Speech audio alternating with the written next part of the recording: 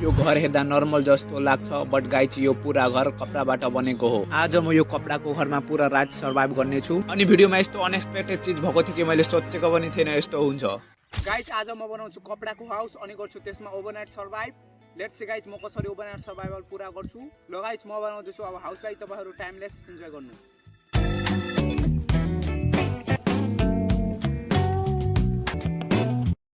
Guys यो घरलाई म कपडा र बाँस युज गरेर मात्रै बनाएँ, अरू केही पनि युज गरिनँ।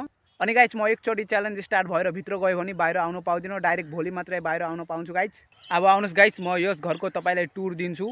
यहाँ छ गाइज मेन एन्ट्रेन्स, भित्र जानु बाटो